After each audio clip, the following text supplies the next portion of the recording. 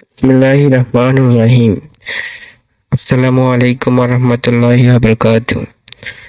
আজকে আলোচনা করব তওবাকারীর উপকারিতা কি।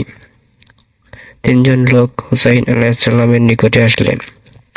প্রথম জন অভিযোগ করল, অনেক দিন বৃষ্টি হচ্ছে না।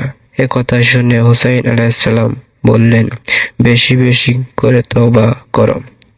দ্বিতীয় জন অভিযোগ করল, আমার কোনো সন্তান নেই, আমি সন্তান পেতে আগ্রহী।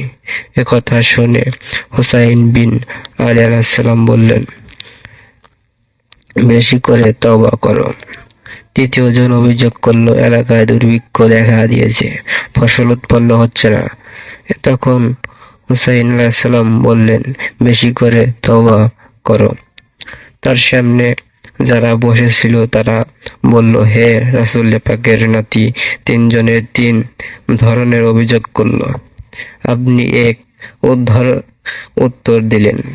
তিনি একথা শুনে বলল, তোমরা কি আল্লাহর সুবহান তাআলার এই বাণী পড়ো নাই? স্বয়ং প্রভুই নিকটে তওবা করো, নিঃসন্দেহে তিনি তওবা কবুলকারী। তিনি তোমাদের জন্য প্রচুর বৃষ্টিপাত করবেন, তিনি তোমাদেরকে